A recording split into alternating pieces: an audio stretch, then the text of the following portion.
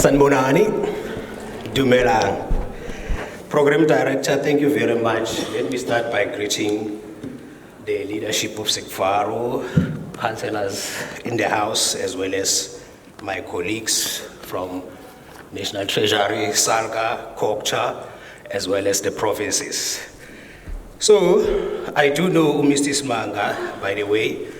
I met him many years ago when he interviewed me before I came to KZN.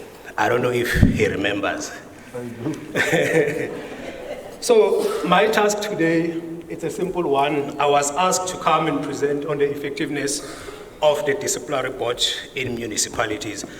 I think, let me start by saying that when National Treasury introduced these regulations, there was an outcry that every financial year when the Auditor General publishes the audit outcomes, we all witnesses that the UIFW expenditure keeps on going up and up, and the recommendations that are issued by Auditor General are not being implemented. Therefore, National Treasury saw it fit to say, let us try and do something about this so that at least the officials that are responsible for increasing this UIFW are held to account. So we are aware that the majority of the municipalities around the country have already established a disciplinary board, and we are aware that the majority of those disciplinary boards are only established merely for a tick box exercise. This has been confirmed by our colleagues at Auditor General. So my presentation, I will cover the introduction, composition of the disciplinary board, the role of the disciplinary board, the term of office for the disciplinary board, and then of course I will indicate what happens after that 3-year period. I will also try to clarify the roles between MPAC as well as the disciplinary board, because we receive a lot of queries to say there is no need for us to establish a disciplinary board if the MPAC is already in place doing similar functions. So, the regulations in terms of the composition of the disciplinary board are clear in terms of who needs to be part of a disciplinary board. One, it says that it must consist of at least a maximum of 5 members. So if your disciplinary board, you've got more than 5 members, you're already not complying. 2, they must be appointed on a part-time basis, and their term of office must not exceed a period of 3 years. You do notice, if you read the regulations, they are silent in terms of whether it can be internal officials or external officials. I will come into that because a number of our municipalities in the province have opted for external disciplinary board because internal disciplinary board gives them a lot of challenges. And then of course, it further says that the person serving in a disciplinary board must be a South African or a permanent resident of the Republic. This simply means that if you are a visitor in the country, unfortunately, you cannot serve as a disciplinary board. Most importantly, you must be a resident of a province where your municipality is situated. We are aware that there are some disciplinary board members who are coming as far as Gauteng, serving in our province. We have already advised those municipalities that they are not complying. Now, in terms of who is not allowed to sit in a disciplinary board, I think this one, I find it very fascinating because some of the points here really touch into the issues that affect local government, because you see a lot of movement of local government officials. A person is accused of dishonesty in one municipality, they resign, they move to another municipality. So what do the regulations say? Who cannot be a member of a disciplinary board? 1, any person that has been convicted of an offense in terms of breaching these regulations, or any other regulations for that matter. Number 2, a person that has been convicted of theft, fraud and forgery, oh my goodness. We see a lot of this. If my internal audit colleagues are here, they will witness of this. Those who commit fraud, particularly around S&T claims, we know them. They inflate kilometers. A person says, I drove from Pietermaritzburg to Durban, but when you look at the amount of kilometers they are claiming 150. How can it be possible? So people like that cannot be part of a disciplinary board. Number 3, any person that has been removed from office of trust because of misconduct or dishonesty. Again, this is an area where we see our colleagues move around in municipalities because of lack of legislation or a database that blacklist officials that have been suspended or fired from municipalities. Unlike in provincial government and national, we do have a PESAL system. Once you have that record in your name, it will follow you for the rest of your life. In municipalities, unfortunately, there are systems that still needs to be developed to make sure that officials, if they have committed a crime, you can attach that particular name to the crime so that the next employer can know that they are employing somebody that has a background that is undesirable. Also, an accounting officer cannot serve in a disciplinary board. So in your municipality, if you've got your MM sitting there as a disciplinary board, it's already non-compliant. Or in a case of a municipal entity, your CEO cannot sit in a disciplinary board. My favorite one, political office bearers. You are not allowed to be part of disciplinary board. We have advised some municipalities previously where we saw that MPAC councillors were sitting in disciplinary boards. We have advised them that they cannot do that because the regulations are clear that no political or councillors are allowed to sit in a disciplinary board. I will cover it in detail in the next slide. Also, a person that is occupying a political officer, or mabalane, or treasurer general, you cannot sit as a disciplinary board member if you are a member of a political party. We do not want to mix politics with this particular process because it is a very good structure that is supposed to uphold our governance. Now, in terms of the composition, who ideally needs to be part of your disciplinary board?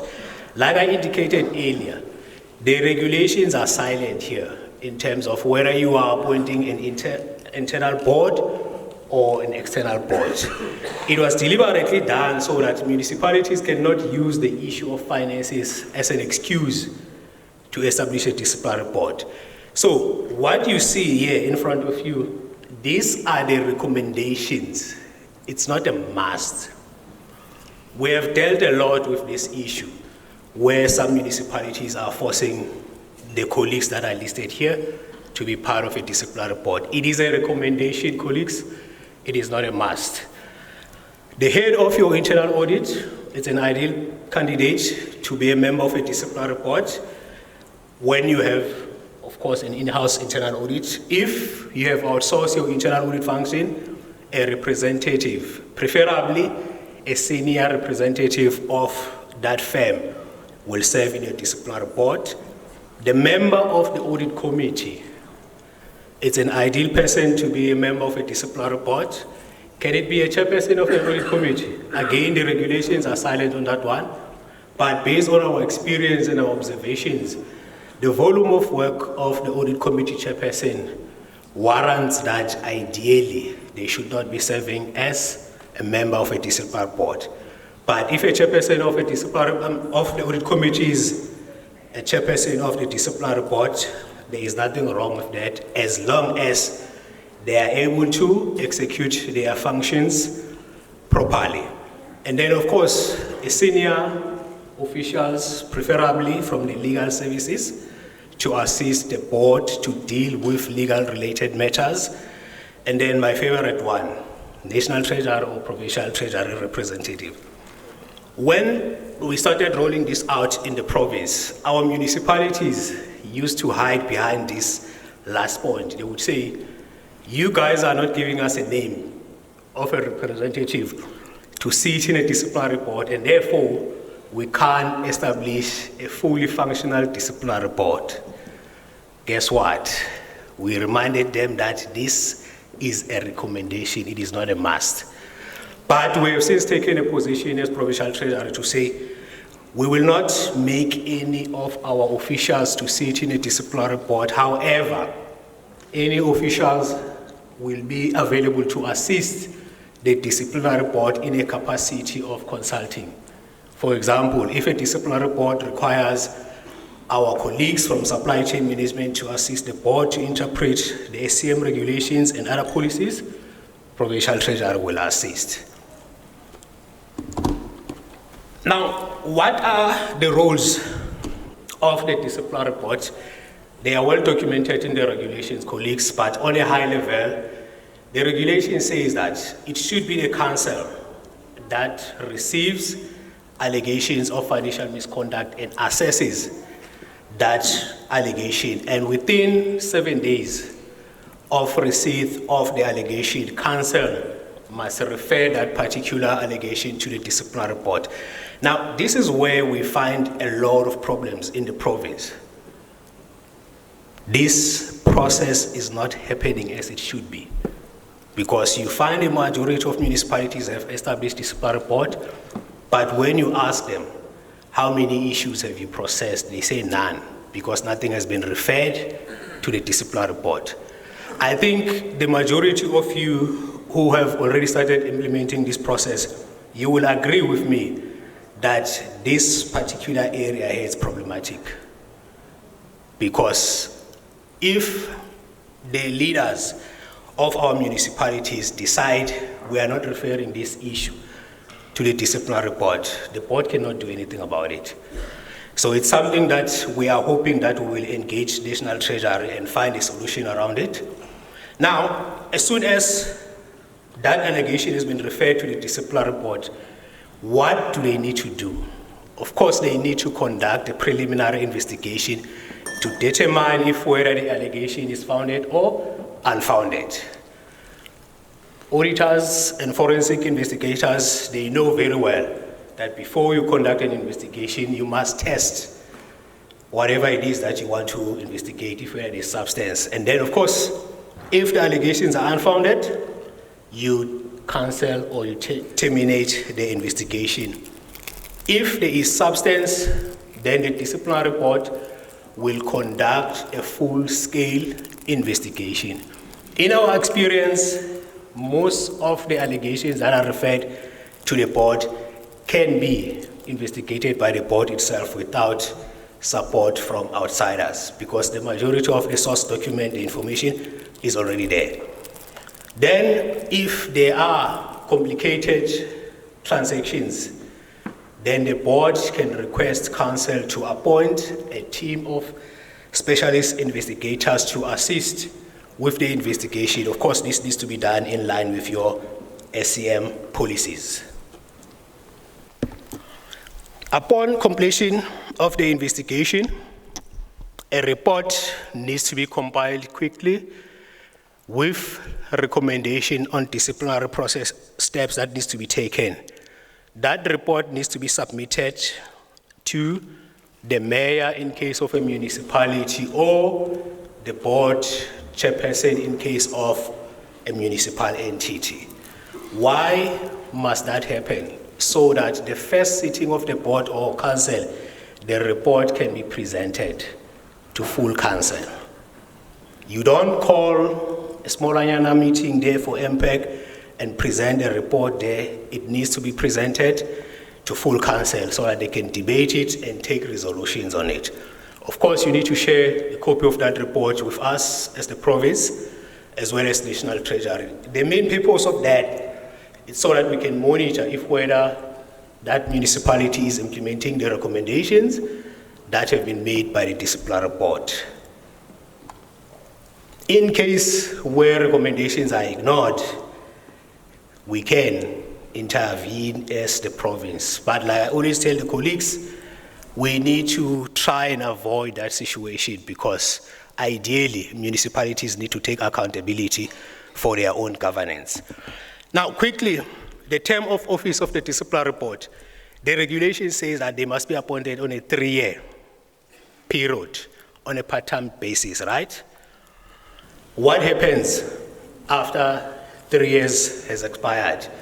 Your council does have the privilege of extending the term of the disciplinary board for the sake of continuity. So if you have a situation where after 2 years of establishing a disciplinary board, one disciplinary board member resigns, there is no need for that disciplinary board to collapse. Council must just replace that member unless there are reasons to believe that the disciplinary board is ineffective, then you can collapse it. But ideally, we always preach that push for continuity. Even when you appoint members, try to appoint them in such a way that when others leave, others are still there, so that there can be that continuity. Now, who needs to be the chairperson of the disciplinary board? Once those disciplinary board members have been appointed, they will come and sit, deliberate amongst themselves, and nominate a suitable person who's ideally going to be the chairperson of the board. Make a recommendation to council, then the council will endorse the chairperson of the board. So the question is of who needs to be the chairperson of the board. Again, it's a prerogative of council. Now, my last 2 slides basically on a high level talks about the clarifications of role between the disciplinary board as well as the MPAC. 1, MPAC is tasked with the oversight function to assist council, whether investigating issues of UIFW, whether receiving reports from various departments of the municipality and assessing them in behalf of council. They will do all of that. Disciplinary board, on the other hand, has one task: to investigate issues of financial misconduct, nothing else. If it's fraud related, it is not a function of a disciplinary board, unfortunately. Now, the regulation further says that MPAC consists of councillors. At the same time, disciplinary board consists of officials, whether internal or external, but it is officials. If, like I said, a councillor is sitting in a disciplinary board, that structure you have, it is not a disciplinary board. What is important here, though, is that there must be a clear separation of functions between MPAC and disciplinary board. How are you going to ensure that? By making sure that when you develop the terms of reference of the disciplinary board, you also have in hand the terms of reference of your MPAC to make sure that there is no overlap between the two structures. Provincial Treasury will assist municipalities that still struggle around this issue. But I'm also happy to indicate that National Treasury have also indicated that they want to do a detailed review of terms of reference of the disciplinary board and the MPAC, just to make sure that the issues that are confusing are taken care of. Chair, lastly on my side, I just want to say that a properly constituted disciplinary board supported by council will assist our municipalities to improve accountability through the implementation of fair, unbiased, and transparent consequence management. This, for me, it's important that transactions that are referred to the disciplinary board, they must all have an element of financial misconduct so that everyone is aware what the disciplinary board is doing, not target particular individuals. Thank you very much, Chair.